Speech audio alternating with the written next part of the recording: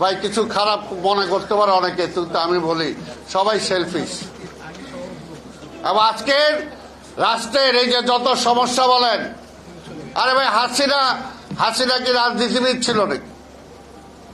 হাসিনা তোর বাবা মারা যাওয়ার পরে একটা ভেকুয়ার মধ্যে আইসা নেতা হয়ে গেছে, আমার বেনিফিশিয়ারি। আমি বলবো রাজনীতির সবচেয়ে বেনিফিশিয়ারি হলো শেখ হাসিনা। এবং সে তো রাজনীতিবিদ ছিল না, সে একটা ব্রুকেট না, সে হলো একটা স্বৈরাচার।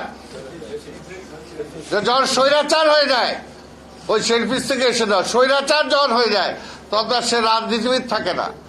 রাজনীতিবিদের ক্যারেক্টার যেটা হওয়া উচিত, যদি সেটা ধারণ করতে পারতাম তাহলে তো হইতই। কিন্তু পাশাপাশি দেখেন যে শহীদ রাষ্ট্রপতি জিয়া রহমান নিজের রাজনীতিবিদ ছিলেন না, কিন্তু একটা দেশপ্রেমিক ছিলেন, একটা সৎ মানুষ ছিলেন, দেশকে ভালোবাসতেন।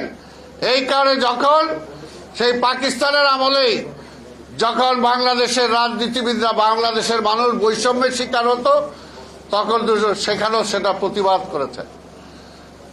এবং দেশপ্রেমিক ছিল বলেই 25শে মার্চে যখন শেখ মুজিব